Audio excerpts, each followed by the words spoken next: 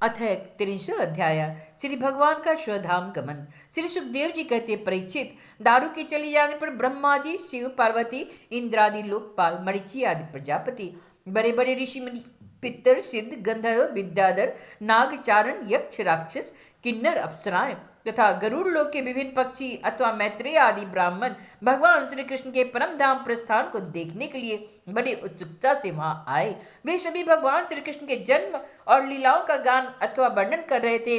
उनके विमानों के साथ सारा आकाश भर सा गया था। वे बड़ी भक्ति से भगवान पर पुष्पों की वर्षा कर रहे थे। सर्वव्यापक भगवान श्री कृष्ण ने ब्रह्मा जी और अपने विभूति स्वरूप देवताओं को देखकर अपनी आत्मा को स्वरूप में स्थित किया और कमल के समान नेत्र बंद कर लिए।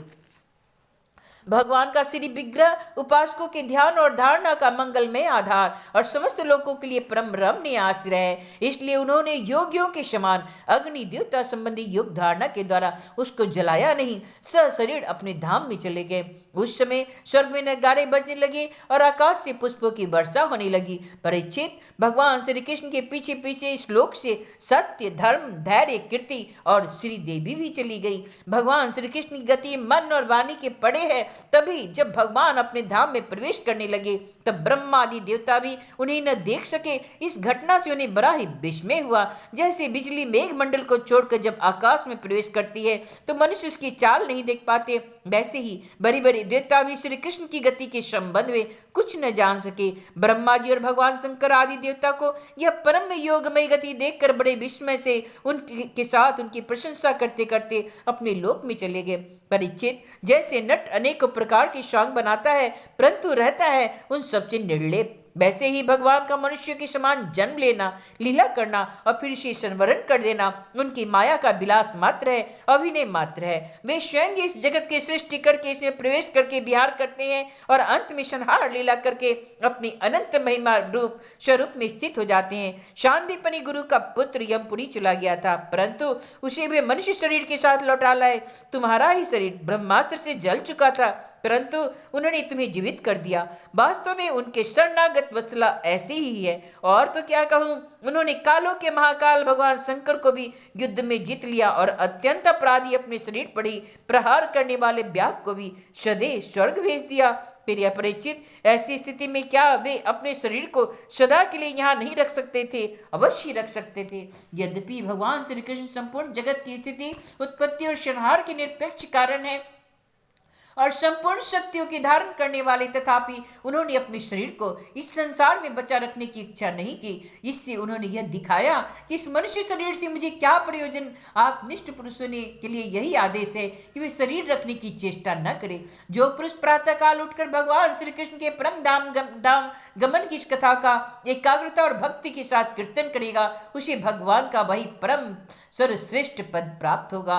इधर दारुक भगवान श्री कृष्ण के विरह से व्याकुल होकर द्वारिका आया और वसुदेव जी तथा उग्रसेन की चरणों पर गिर गिर कर उन्हें आंसुओं से भिगोने लगा। परीक्षित, उसने अपने आप को संभालकर यदुवंशियों के विनाश का पूरा पूरा विवरण कह सुनाया। उसे सुनकर लोग बहुत दुखी हो गए और कई तो शोक से मूर्छित भी हो गए। भगवान श्री कृष्ण के वियोग से विहल होकर वे लोग सिर पिटते हुए वहां तुरंत पहुंचे और वहां उनके भाई बंधु निष्प्राण होकर पड़े हुए थे। देवकी, रोहिणी और वसुदेव जी अपने प्यारे पुत्र श्री कृष्ण और बलराम को न देखकर शोक की पीड़ा से बेहोश हो गई। उन्होंने भगवत विरह से व्याकुल होकर वहीं अपने प्राण छोड़ दिए। स्त्रियों ने अपने अपने पतियों की शव को पहचान कर उन्हें हृदय से लगा लिया और उनके साथ चिता पर बैठकर भस्म हो गई। बलराम जी की पत्नियां और उनके शरीर को, वसुदेव जी की पत्नियां उनके शव को और भगवान के पुत्र वधुएं अपनी अपनी पतियों की लाशों को लेकर अग्नि में प्रवेश कर गई। भगवान श्री कृष्ण की रुक्मणी आदि पटरानियां उनके ध्यान में मग्न होकर अग्नि में प्रविष्ट हो गई। परीक्षित, अर्जुन अपने प्रियतम सखा भगवान श्री कृष्ण के विरह से पहले ही अत्यंत व्याकुल हो गए। फिर उन्होंने उन्हीं के गीतोक्त सदुपदेश का स्मरण करके अपने मन को संभाला। यदुवंश के मृत व्यक्तियों में जिनको कोई पिंड देने वाला न था उनका श्राद्ध अर्जुन ने क्रमशः विधि पूर्वक करवाया। महाराज, भगवान के न रहने पर भी समुद्र ने एकमात्र भगवान श्री कृष्ण का निवास स्थान छोड़कर ही एक क्षण में सारी द्वारिका डुबो दी। भगवान श्री कृष्ण वहां अब भी सदा सर्वदा निवास करते हैं। वह स्थान स्मरण मात्र से ही सारे पाप तापों का नाश करने वाला और सर्व मंगलों का भी मंगल बनाने वाला है। प्रिय परीक्षित, पिंडदान के अंतर बची खुची स्त्रियां, बच्चों और बूढ़ों को लेकर अर्जुन इंद्रप्रस्थ आए। वहां सबको यथा योग्य बसाकर अनिरुद्ध के पुत्र ब्रज का राज्याभिषेक कर दिया। राजन, तुम्हारे दादा युधिष्ठिर आदि पांडवों को अर्जुन से ही यह बात मालूम हुई कि यदुवंशियों का संहार हो गया। तब उन्होंने अपने वंशधर तुम्हें राज्य पद पर अभिषिक्त करके हिमालय की वीर यात्रा की। मैंने तुम्हें देवताओं के भी आराध्य देव भगवान श्री कृष्ण की जन्म लीला और कर्म लीला सुनाई है। जो मनुष्य श्रद्धा के साथ इसका कीर्तन करता है वह समस्त पापों से मुक्त हो जाता है। परीक्षित,